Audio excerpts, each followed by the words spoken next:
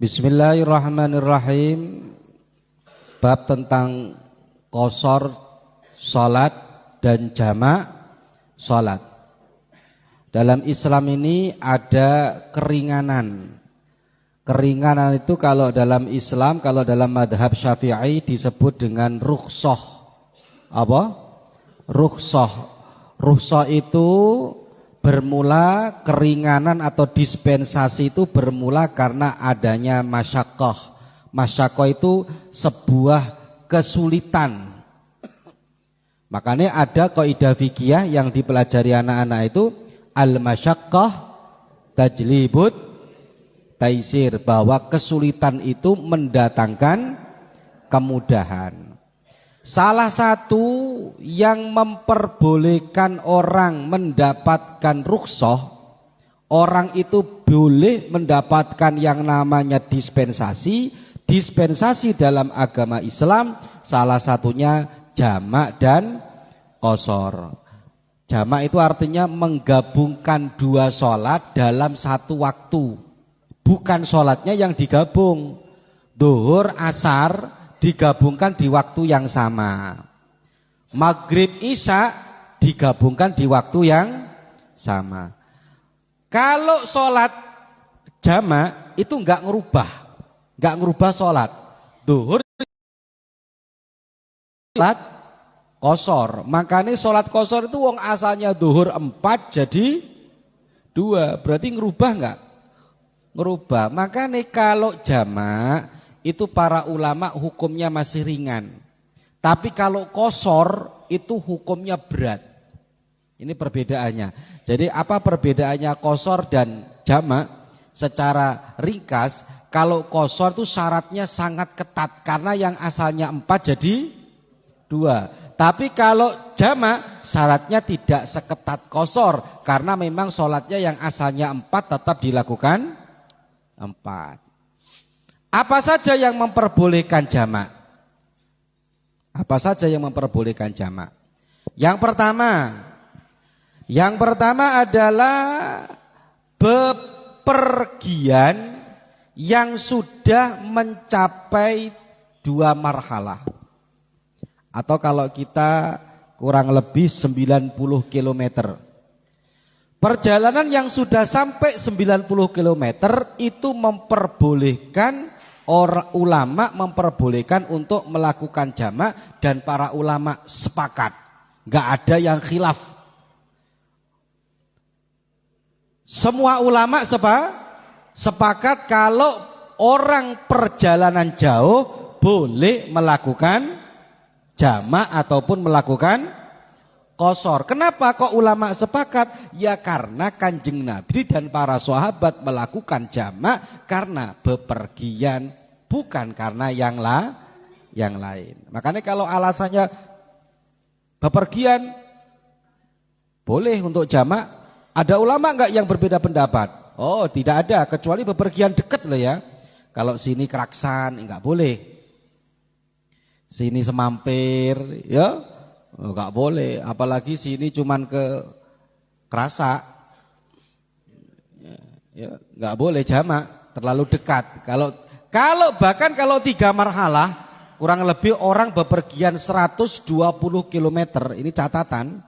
Orang bepergian kok 120 km. Sini mana ya? Mungkin Probolinggo, Madiun. Itu para ulama bukan lagi boleh, tapi kalau madhab Hanafi wajib. Kalau tidak jamak, tidak qashar, hukumnya malah enggak sah. Wajib hukumnya, bukan enggak sah, hukumnya wajib. Kalau enggak jamak qashar, hukumnya dosa. Kalau Syafi'i enggak. Kalau madhab kita Syafi'i, perjalanan 90 km, 120 km, itu hukumnya masih boleh melakukan. Arek-arek ngaji kuwi ya. Yang kemarin itu gimana kaidah fikihnya? Al-khuruju minal khilafi mustahabun. Keluar dari perbedaannya para ulama itu dianjurkan. Jadi kalau perjalanannya masih 90 km, silahkan jamak, silahkan tidak. Tapi kalau sudah perjalanannya jauh, sini Jakarta, usahakan malah dijamak. Kenapa?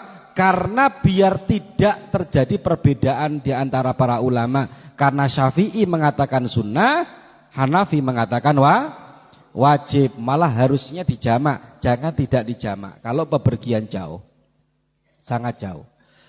Nah, perjalanan ini yang boleh, bukan perjalanan yang tujuannya melakukan maksiat. Karena ada kaidah fikih yang mengatakan ar-rukhas la tunatu bil ma'asi, bahwa keringanan dalam agama ini tidak bisa diarahkan, tidak bisa diberikan kepada sebuah kemaksiatan. Jadi kamu kok perjalanan ziarah Wali Songo boleh jamak. Sehingga boleh itu kalau kamu perjalanan ke Bali dalam rangka melihat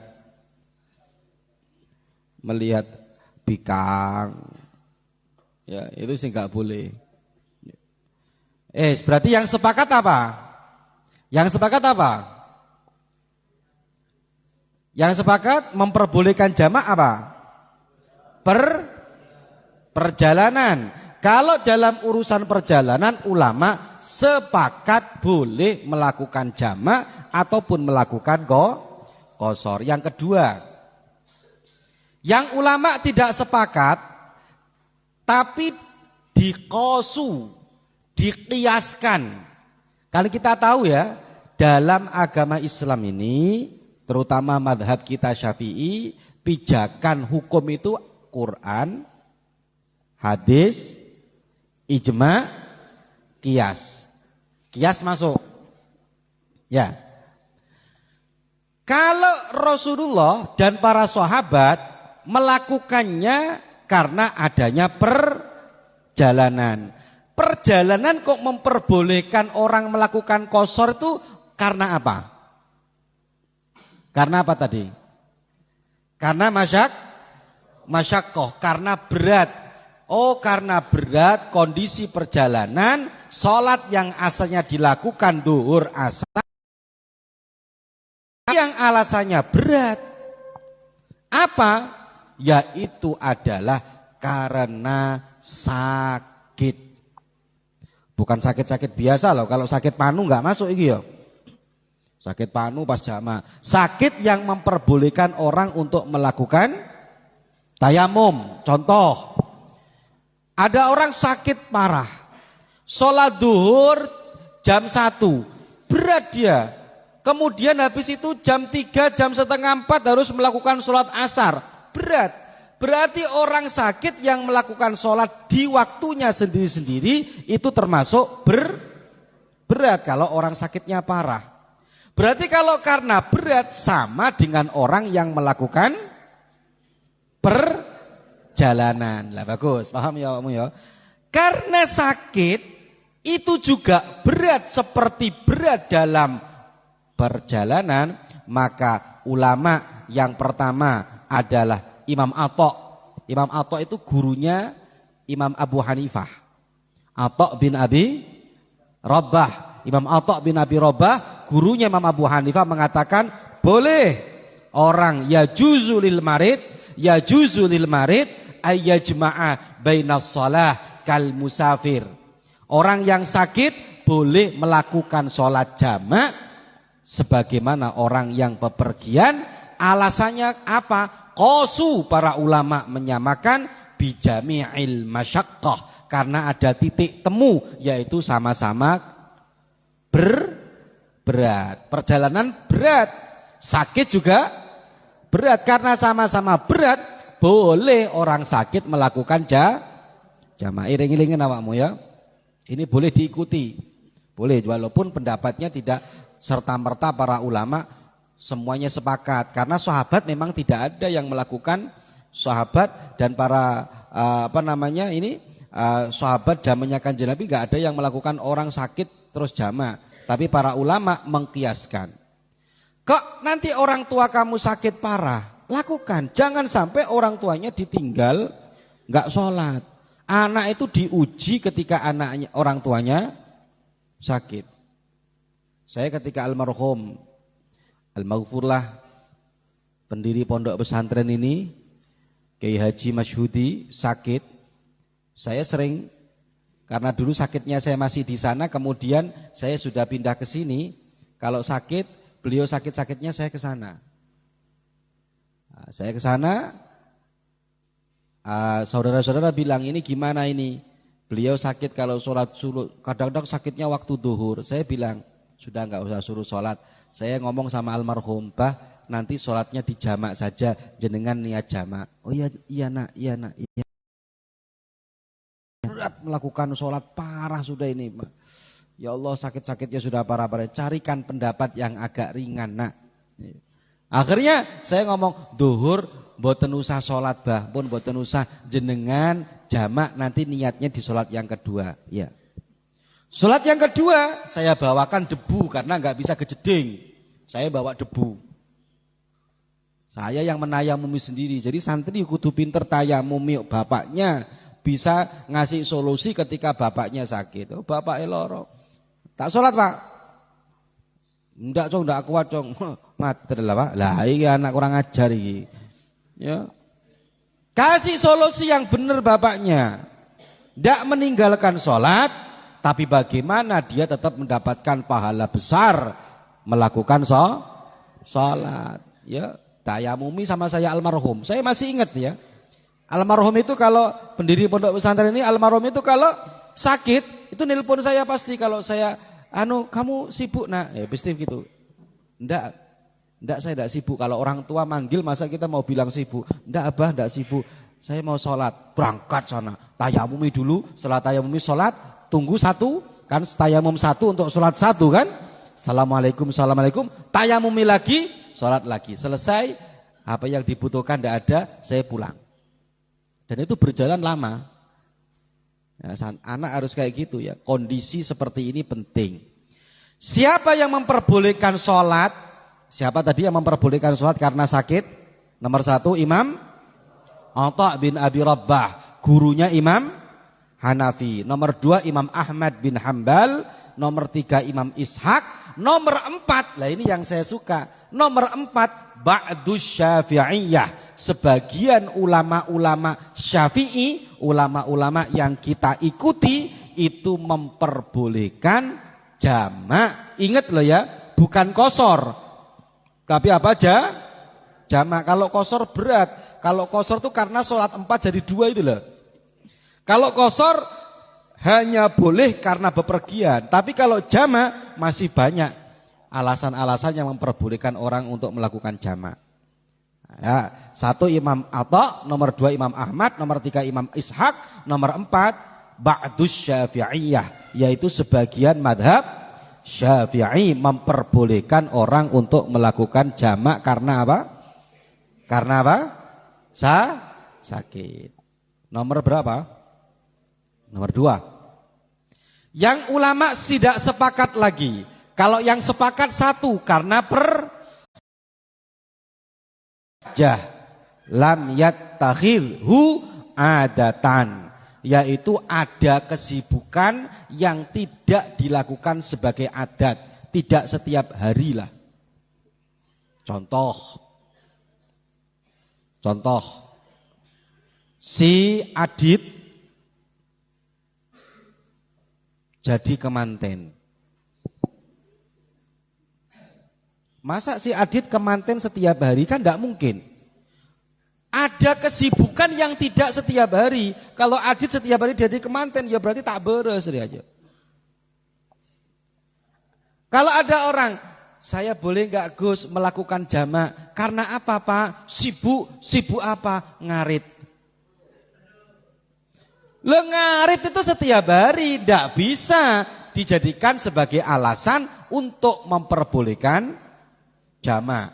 Yang boleh jamak itu hajat yang tidak biasa dia lakukan, tidak setiap hari. Contoh seperti nih ya, ini ingat-ingat, binian, ingat-ingat. Kamu besok kan jadi kemanten semua. Ya enggak?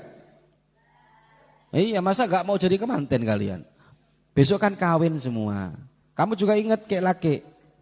Dipacai jam berapa? Minta kalau dibacai setelah sholat duhur. Ya, Dok, kamu dipacai mulai jam 10 ya. Sorry. mohon maaf, saya nggak bisa. Loh kenapa? Nanti kalau saya sholatnya gimana? Tunggu, saya dipacainya jam 12 siang saja. Nanti sampean duhur, yang jadi kemanten ini, duhur sholat dulu. Asar, maghrib asar duhur sama asar dijama. Sholat asarnya ditarik di waktu duhur. Usolli fardhu duhri majmu'an. Mari ngono usolli fardhul asri majmu'an. Saya kalau ngasih niat ke orang enggak ruwet-ruwet. Kalau lihat di buku ruwet, di kitab enggak ruwet lah ya. Kalau di niat-niat itu kalau di buku-buku kan usolli fardhu duhri majmu'an ma'al asri lillahi ta'ala. Kalau saya enggak ruwet-ruwet, usolli fardhu duhri jama' lillahi ta'ala. Allahu akbar. Selesai. Di kitab kan memang gitu di kitab. Usolli fardhu duhri majmu'an lillahi ta'ala. Selesai.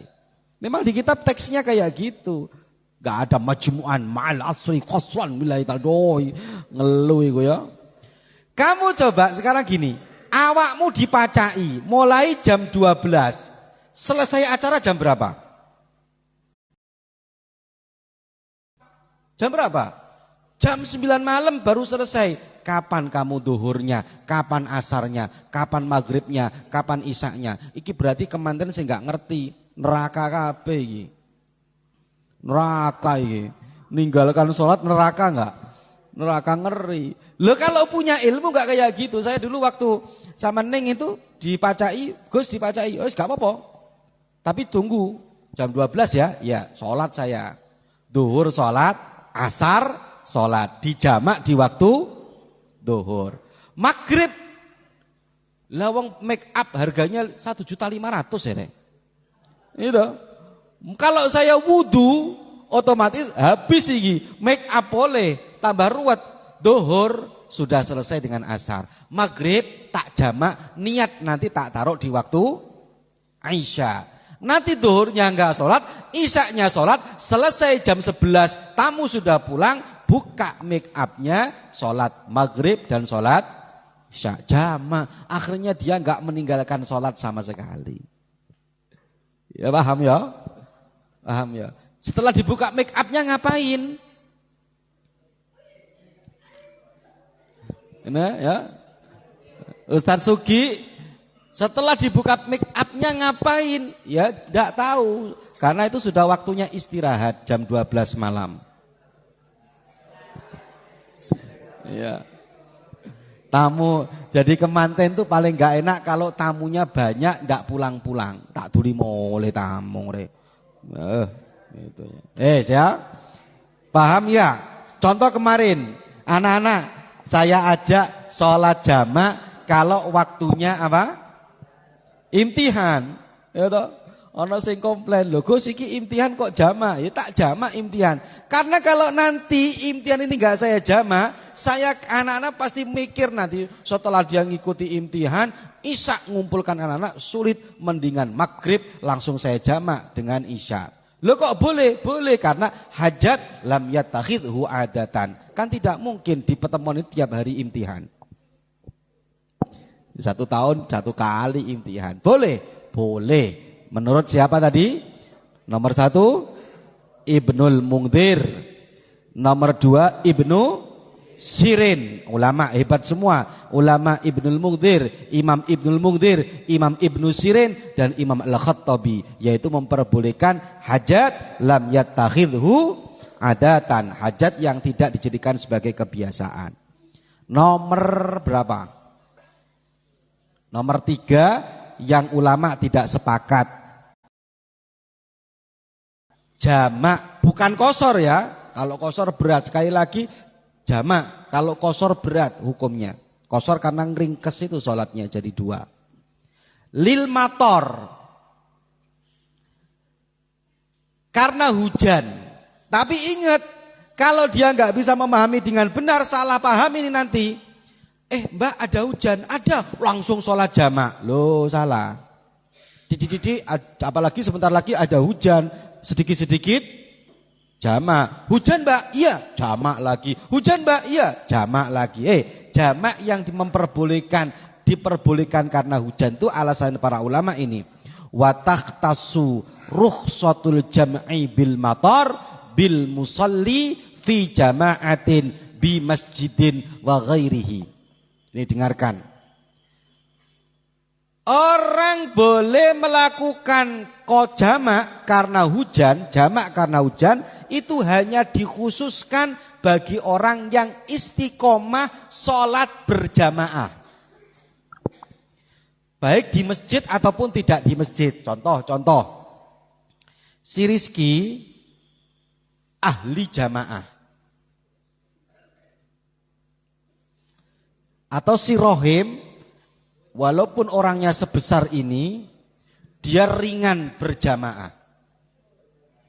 Dan dia milihnya jamaah enggak di sini, milihnya jamaah di Pajarakan. Setiap hari duhur, asar, maghrib, isya di Pajarakan.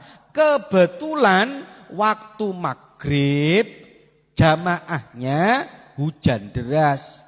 Kalau pulang dulu isyaan otomatis dia berat. Kenapa? Karena kena hujan. Maka ada inisiatif imam. Imamnya Ustadz Rizky ngajak berjamaah dengan anak buahnya Rohim siapa. Ayo, karena kita biasa kita berjamaah, nanti kita isya baliknya lagi ke sini hujan berat, maka ayo kita lakukan sholat jamak. Jadi jamaknya bukan karena apa, jamaknya karena hujan. Karena kalau dia sholat maghrib, terus pulang dulu, terus balik lagi untuk melakukan sholat jamaah isya, berat. Maka karena beratnya itulah kebiasaan dalam rangka menyelamatkan jamaahnya, dia diperbolehkan untuk melakukan apa? Sholat berarti tidak berlaku untuk yang tidak istiqomah jamaah. Adit ngomong ke bapak, Pak, hujan Pak. Apa Adit? Bil musalli fi jama'atin. Orang yang istiqomah melakukan jamaah. Catatannya nomor 1. Ini iling-iling. Besok kamu kalau sudah pulang di masyarakat, nomor 1. Kalau ngasih niat kepada orang, ayo mbah niat jamak sholat, maka jangan dikasih niat yang ruwet. Jangan dikasih niat yang ruwet. Jadikan sekalian menjadi solusi, jangan jadi masalah. Apa niatnya? Ya tadi itu, usolli fardhuhri jamak lillahi ta'ala. Atau majmu'an lillahi ta'ala. Orangnya enggak bisa lagi niat seperti itu, suruh niat seperti biasa. Di dalam sholat dia suruh niat jamak, boleh. Karena niat jamak tidak harus di takbiratul ihram. Nomor 2, catatannya, kalau dia melakukan jamak takhir berarti jamak di waktu sholat yang kedua. Ingat, di sholat yang pertama dia sudah niat. Ya Allah, nanti saya sholat duhurnya saya jamak di waktu sholat asar. Yang ketiga, jamak tidak diperuntukkan untuk orang yang melakukan maksiat. Apa alasannya? Karena jamak itu rukhsah. Ar-rukhsah la tunatu bil ma'asi. Rukhsah tidak diperuntukkan untuk kemaksiatan. 3 itu catatannya. Makanya penting ngerti jamak ini agar kita ini enggak banyak ketinggalan, ya. Ketinggalan, terus kemudian kita bisa ngasih solusi kepada orang tua kita kalau beliau sakit, dalam kondisi sibuk, biar Islam ini menjadi solusi tidak terlalu berat bagi orang-orang sekarang. Al-Fatihah.